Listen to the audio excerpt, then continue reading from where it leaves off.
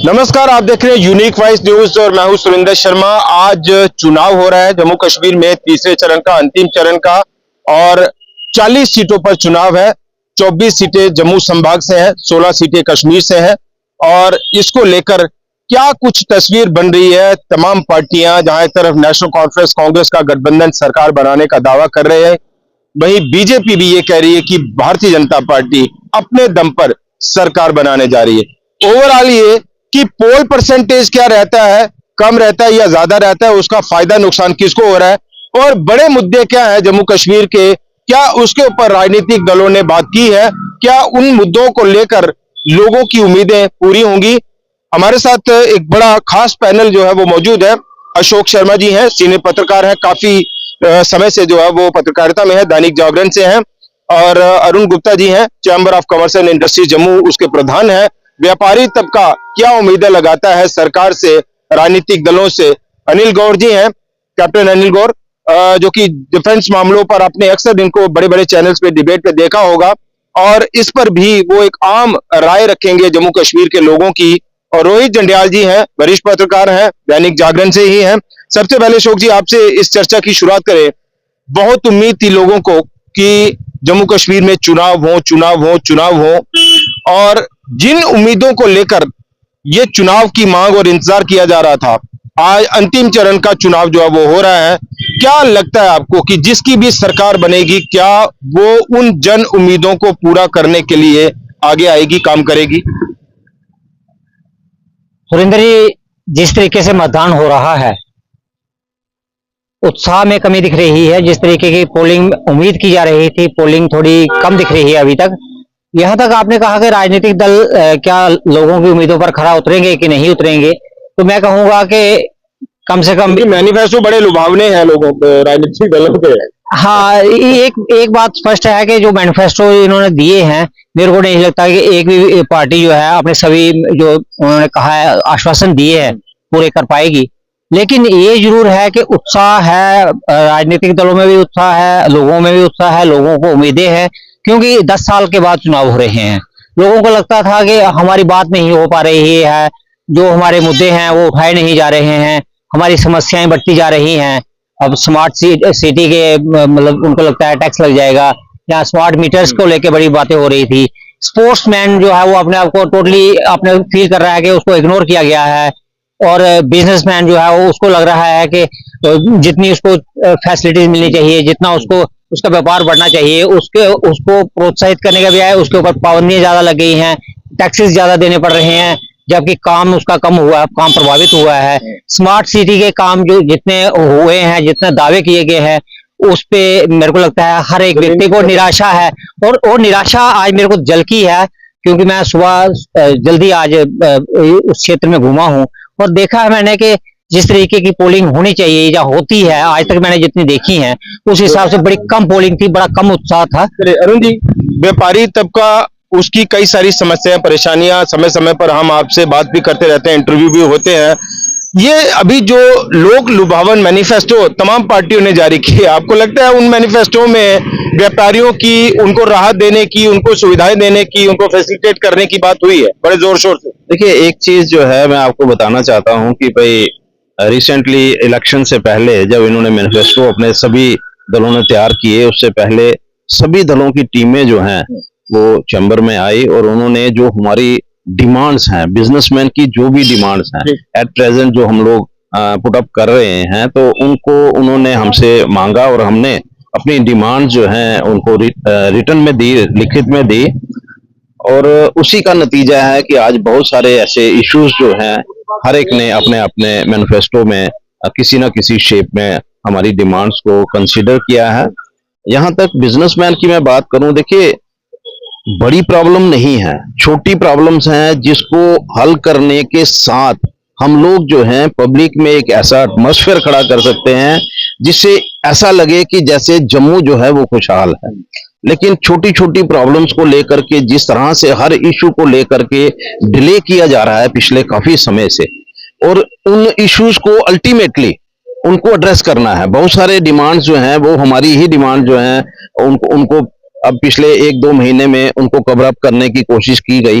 लेकिन जब हम लोग इतनी देर से रिप्रेजेंटेशन दे रहे हैं कि भाई आप इन हमारी जो डिमांड्स हैं उनको सुनिए, ये जेन्युइन डिमांड्स हैं, कोई अनजेन्युइन डिमांड नहीं है। तो मुझे लगता है कि भाई सभी दल जो है, सभी दल बिल्कुल नहीं हुआ, बहुत सारी ऐसी इश्यूज हैं जो आज भी अनएड्रेस्ड हैं, और कोई ऐसा भी नहीं है कि गवर्नमेंट उसको कंसीडर नहीं कर सकती, या कोई ऐसा भी नहीं है कि जिसको मानने के बाद गवर्नमेंट को कोई लॉस होगा, कोई नुकसान होगा, कोई ऐसी चीज जो है वो हम लोगों की अब हमारी तरफ से डिमांड है कि जो इलीगल जा रहा है वो लग रहा है आज कंसीडर कर रहा है इन चीजों को। आज देखिए आज जो वोट का जो पैटर्न है, मैं समझता हूं कि आज उससे अलग हट करके भी काफी लोग सोच करके चल रहे हैं, क्योंकि एक सोच लेकर के कि भाई हमारे लिए जो है वो नेशन फर्स्ट है और जम्मू फर्स्ट है।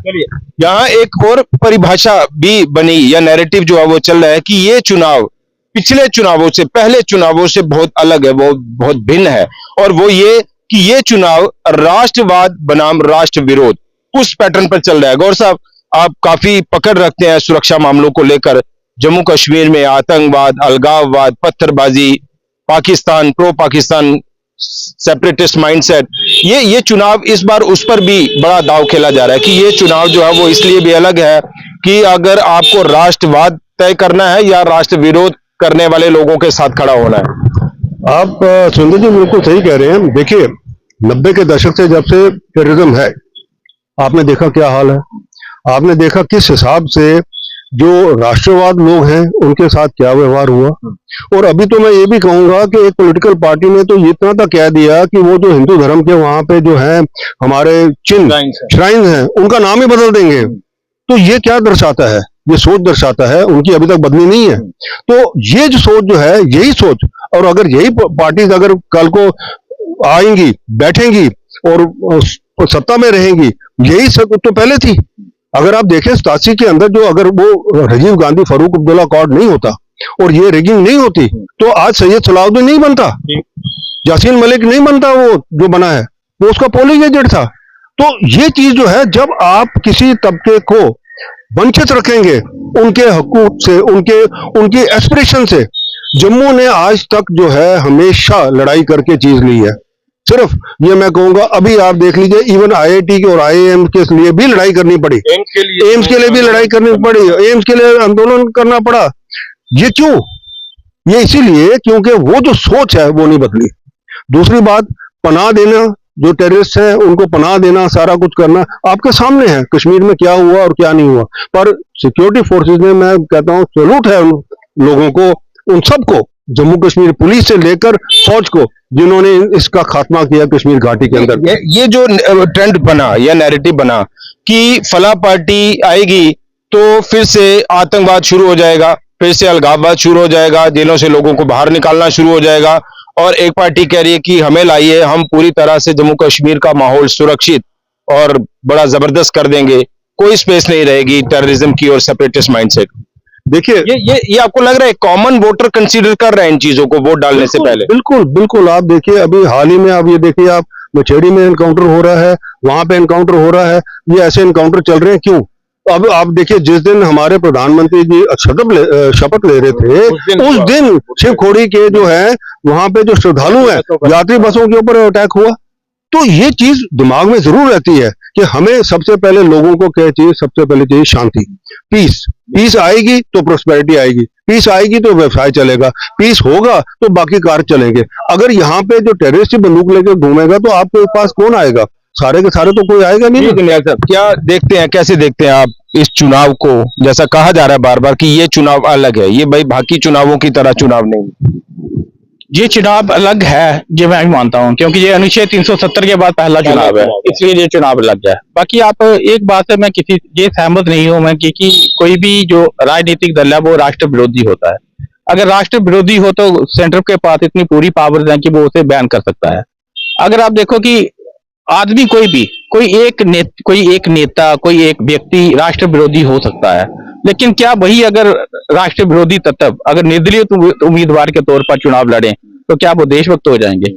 मुझे लगता है कि जो चुनाव आयोग है या दूसरा है, अभी कश्मीर में आपने देखा होगा कि बहुत से ऐसे लोग चुनाव लड़ रहे हैं जिन पर जो जिन पर क्वेश्चन मार्क है। तो ये अभी जो एक इंजीनियर रशीद फैक्टर कश्मीर में एक नया फैक्टर जैसा सामने आ रहा है, आपको लगता है वो इस बार ये पार्लियामेंट इलेक्शन की अलग बात है, लेकिन विधानसभा चुनाव में कोई वो अपनी पैठ बना पाएगा, या कश्मीर की राजनीति जिस तरफ जाने की और इशारा हो रहा था उस पर मैं गौर साहब आपका भी व्यू पॉइंट लूंगा।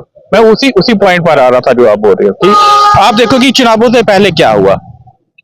जो जम्मू कश्मीर का चुनाव है हमेशा दो पर्सपेक्टिव से देखा जाता है। जम्मू का पर्सपेक्टिव बिल्कुल अलग है, कश्मीर का बिल्कुल अलग है, ठीक है। जम्मू में जो डायरेक्ट फाइट है वो भाजपा बनाम कांग्रेस है, ठीक है। कुछ जगहों पर है जैसे रजौरी पूंछ है जहां पर एनसी जहां पीडीपी का थोड़ा बहुत अस्तित्व है।